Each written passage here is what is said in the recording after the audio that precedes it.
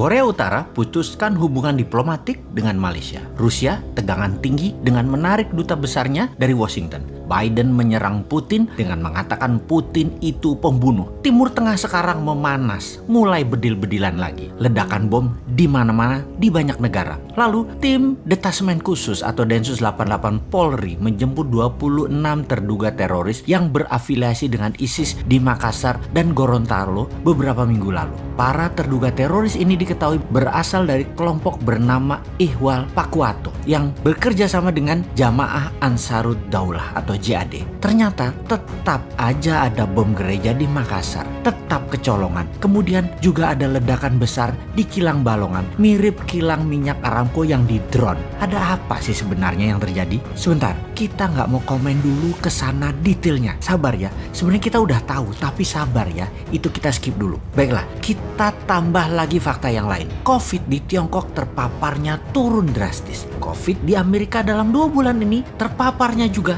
turun drastis. Namun di Arab Saudi masih ketat membatasi penerbangan internasionalnya. Masih selected karena COVID merajalela lagi. Bahkan di Tanzania lockdown. Negara Eropa Barat seperti Spanyol, Inggris, Prancis, Italia masih juga selected international visitor karena masih pandemik. Jenis baru lagi pandemiknya. Banyak di negara besar dan negara penting di dunia ini ternyata COVID belum bisa turun drastis di sana. Sehingga efek perlambatan ekonomi menjadikan mendung ekonomi di Eropa, di Afrika, di Asia. Pastinya di dunia di tahun 2021 ini mendung ekonominya. Bagaimana kita melihatnya hal ini yang lama kita sudah mengatakan dalam analisa Sontoloyo ala Bosman itu. Ketika globalis di belakang Biden CS Partai Demokrat Amerika, maka globalis menguasai 2 negara besar, Tiongkok dan Amerika. Keduanya diadu adalah Tiongkok CS yaitu One Belt One Road versus High Road-nya Amerika CS. Kemudian dunia dibuat gonjang-ganjing di mana instrumen perang yang terbesar adalah perang militer, yang terkecil adalah perang sel atau biasa disebut Terrorist Act mulai dipakai lagi. Mulai terjadi semua kan saat ini. Dunia ini semua sedang berperang melawan virus sebenarnya. Dunia sedang berperang aslinya tuh melawan siapa? Melawan globalis karena emang dimainkan oleh globalis. Alatnya mereka yaitu 2 negara besar tadi, Amerika dan Tiongkok. Kemudian perang militer dan berbagai penyakit disebabkan oleh virus seperti Ebola, Cikunya, dan Corona. Disinilah cara bernegara Indonesia ditantang ke limit, ke batas kemampuan maksimum pemimpinnya, ke batas kemampuan maksimum politikusnya, dan ke batas kemampuan pejabatnya. Jadi apa yang terjadi di Indonesia saat ini seharusnya yang harus dilakukan? Kita tahu bahwa bentuk negara Indonesia bukan lagi seperti apa yang Founding Father Indonesia ini dibuat di awal pada saat Indonesia menyatakan dirinya menjadi negara. Indonesia ini bangsanya jadi dulu yaitu di tahun 1928. Baru negaranya lahir Indonesia itu yaitu di tahun 1945.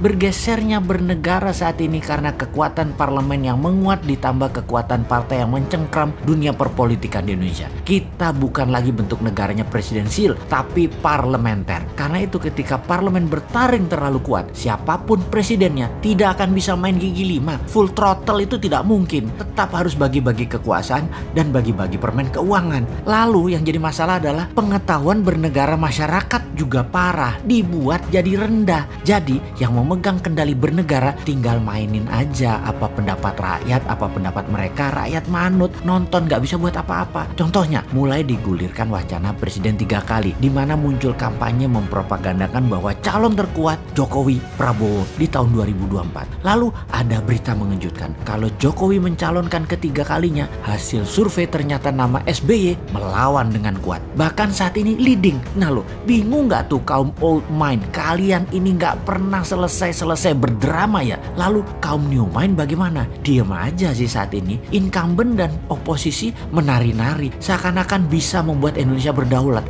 Ternyata sulit juga ya. Banyak orang yang nggak tahu kalau saat ini Indonesia dipengaruhi Tiongkok dan IMF secara absolut. Banyak yang nggak sadar dan banyak yang nggak tahu. Paling banyak adalah yang nggak peduli. Begini deh, kan 3 kali presiden menjabat masih wacana. Bagaimana kalau kita tambahkan wacana lagi, yang lain lagi? Ini kalau old mind punya nyali dan old mind punya kesadaran bernegara, yaitu cinta rakyat. Saat ini old mind berkuasa 100% di parlemen dan di pemerintahan. New mind di pinggiran, tak bertaring, tak berkuasa. Namun demi bangsa dan negara, beranikah sistem bernegara kita Indonesia tercinta ini untuk pilpres nanti lepas threshold 20% suara parlemen parlemen untuk calon presiden bisa dicalonkan. Suara 5% saja dan boleh mengajukan sepasang. Jadi banyak partai tidak harus berkoalisi. Terbukti 4 kali pilpres gabungan partai-partai calon presiden dan wakilnya tidak pernah terlalu cantik pasangan keduanya setelah menjabat. Jadi bagaikan pasangan nikah tanpa cinta. Ya sudah, sekarang kita usulkan suara parlemen turunkan dari 20% ke 5% untuk ambang batas calon presiden dan langsung bisa mengajukan sepasang. Syarat berikutnya, total pasangan calon tidak boleh 7 pasang dengan menghitung suara parlemen dari suara terbanyak. Jadi apa yang terjadi? Misalnya pasangan PDIP dan Gerindra, Pak Jokowi dan Pak Prabowo, itu sudah 30% suara parlemen. Tapi masing-masing ternyata kreatif. Masing-masing mencalonkan diri sendiri. PDIP mencalonkan Ganjar dan Puan. Gerindra mencalonkan Pak Prabowo dan Pak Sandi Uno. Kemudian Golkar mencalonkan Erlangga dan Tito. Golkar bisa calonkan sendiri tentunya. Partai Demokrat Perjuangan mencalonkan SBY dan AHY. Demokrat KLB mencalonkan Muldoko dengan Ahok. Nasdem Pak Surya Paloh dengan Ridwan Kamil. PKS Anies dengan Habib Rizik. PKB Caimin dengan Deddy Corbuzier. PAN P3 mencalonkan Gatot dan Din Samsudin. Siapapun itu silahkan bertanding. Mainnya nanti 2 babak jika tidak ada pemenang yang mendapatkan suara 50% plus 1 suara. Jadi tanding ulang 2 yang teratas. Dengan demikian peluang putra bangsa terbaik untuk bisa membangun bangsa negara menjadi terbuka lebar. Lalu kita dengan santainya bertanya, maaf itu semua calon tadi rasanya old mind semua deh. Yang new mind mana? Oh ada. Bagaimana kalau Pak Jokowi 3 kali wakilnya si Sontoloyo ini? Piye Pak? Cocok iki kombinasinya.